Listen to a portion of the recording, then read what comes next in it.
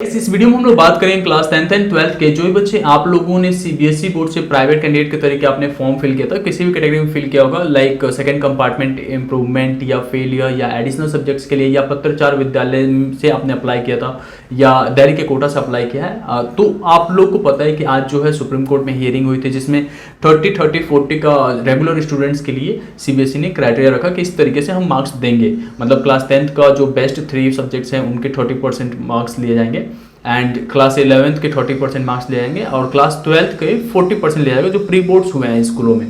But वहीं पे एक जो उनका सर्कुलर था जिसमें वो सुप्रीम कोर्ट में दिखा रहे थे पेजेस, उसमें एक जगह पे मतलब लिखा है कि जो प्राइवेट कैंडिडेट हैं उनके एग्जाम्स हम कराएंगे जब कंडक्टिव का टाइम आएगा। अब ये पहले सीबीएसई ने, लाइक आप लोगों ने हेड ऑफ एग्जामिनेशंस जो संयम भारद्वाज जी हैं उनको आपने ईमेल किया था, काफ़ी पेरेंट्स आपके ईमेल किए थे और पूछा था, कंफर्मली पूछा था कि क्या है सेकंड कंपार्टमेंट के लिए, क्या सेपरेटली गया था ईमेल, मेरे पास सारे प्रूफ हैं, क्या है सेकंड कंपार्टमेंट के लिए या इंप्रूवमेंट के लिए या फेलियर के लिए। तो सब उसमें सारे ईमेल्स की एक ही रिप्लाई आ रहा था उनके पास से, जो हेड ऑफ एग्जामिनेशंस हैं संयम भारद्वाज जी, उनके पास से कि हमारे इस बार के लिए सारे एग्जाम्स कैंसिल है। ठीक है, और जो क्लास 10th का ऑब्जेक्टिव क्राइटेरिया आया था उसमें भी जो है, जब क्लास 10th वालों के लिए लिखना था प्राइवेट के लिए क्या ऑब्जेक्टिव क्राइटेरिया होगा, उसमें भी इन्होंने साफ मेंशन किया हुआ था कि क्लास 10th वालों के लिए जो ऑब्जेक्टिव क्राइटेरिया है, किस तरीके से मार्क्स मिलेंगे, वो हम जल्दी डिक्लेयर करेंगे। ठीक है, अब ये बीच में जो सुप्रीम कोर्ट में वैसे एग्जाम्स कैंसिल होने के बाद से ये बेकार में खींच के सुप्रीम कोर्ट में लेके गया था कि किस तरीके से नंबरिंग होंगे। बट देखो, आप ऐसे सोचो कि सुप्रीम कोर्ट में गया तो यहाँ पे प्राइवेट वालों के लिए एक तो पहले से ये साफ साफ डिक्लेयर नहीं कर रहे थे, कन्फ्यूजन्स क्रिएट करके आए। अगर इनको एग्जाम्स कराना है तो पहले ही बताते उसी समय पे कि देखो जो भी चीज़ें हो रहा है रेगुलर स्टूडेंट्स के लिए हो रहा है। बट इन्होंने जो है अभी ये चीज़ें नहीं किया और सुप्रीम कोर्ट में जो आज सुनवाई हुई थी वो भी फाइनल नहीं है, क्योंकि यहाँ पे जो क्लास 11th की मार्किंग के लिए कह रहे हैं 30%।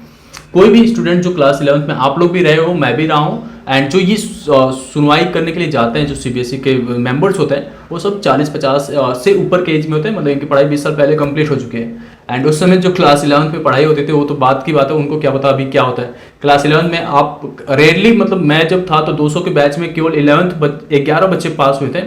मतलब 2 बच्चे हम थे जो कंडीशनल पास हुए थे, 9 बच्चे ऐसे थे जो पूरी तरीके से पास हुए थे। ठीक है, और बाकी बच्चे तो फेल थे जिनको दोबारा एग्जाम्स भी कराए गए थे क्लास 11th के लिए। तो उनके 30% परसेंटेज कैसे लेंगे ये लोग। ठीक है, और इस समय भी यही सिचुएशन, मैंने स्कूलों में बात किया, इस समय भी जो क्लास 11th के आप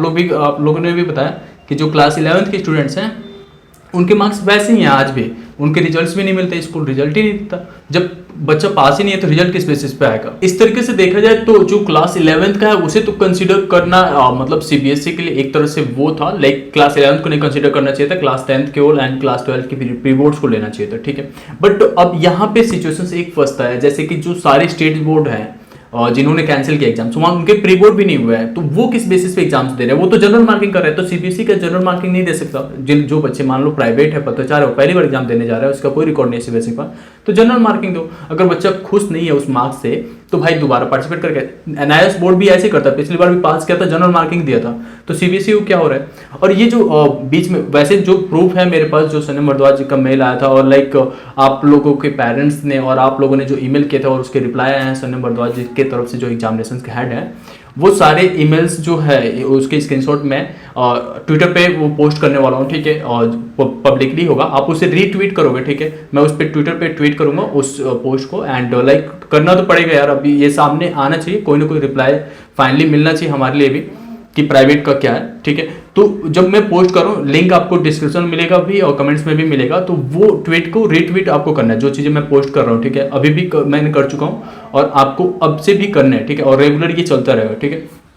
आप इंस्टाग्राम पे मुझे डायरेक्टली मैसेज कर सकते हो और वहाँ पे सब सारे बच्चों को मैं मैसेज करता हूँ, कोई भी क्वेरीज है और इसके रिकॉर्डिंग जो भी मतलब आपके पास इन्फॉर्मेशन आ रहे हैं वो मुझे बता सकते हो। ठीक है, इवन आप संयम भारद्वाज जी को डायरेक्टली कॉल कर सकते हो, स्क्रीन पे नंबर आ रहा होगा और ईमेल एड्रेस आ रहा होगा, अभी भी आप कॉल मैसेज करके ईमेल करके आप उनसे पूछो। ठीक है, और उस ईमेल को मेरे इस ईमेल एड्रेस पे भी फॉरवर्ड करो, या आप इंस्टाग्राम पे इस इंस्टाग्राम आईडी पे भी आप मुझे टैग कर सकते हो, लाइक भेज सकते हो फोन स्क्रीनशॉट जो भी, या अगर आप कॉल रिकॉर्डिंग्स कुछ रखे हो तो वो भेज सकते हो। ठीक है,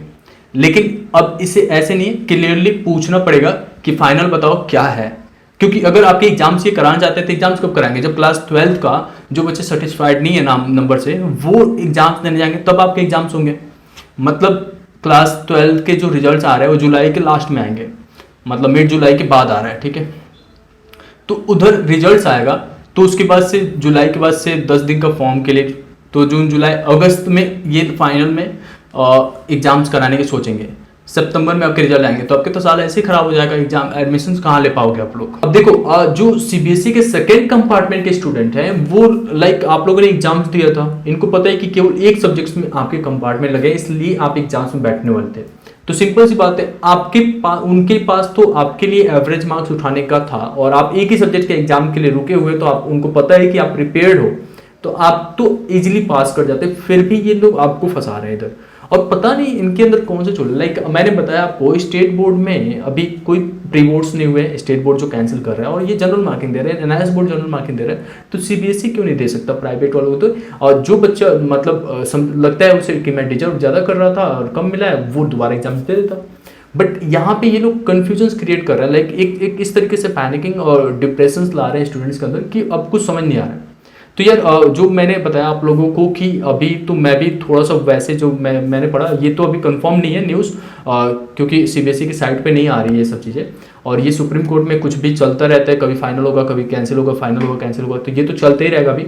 बट फिर भी अभी मैं क्या कर रहा हूँ कि इस चीज़ को कंफर्म करने के लिए मैं ट्विटर पे इन सब चीज़ों जो प्रूफ हमारे पास हैं उनको लेके आता है, और उनको भी ट्वीट जब बार बार प्राइवेट वाला होगा अब तभी जाके कुछ समझ में आएगा, तो ये चीज़ें करते हैं,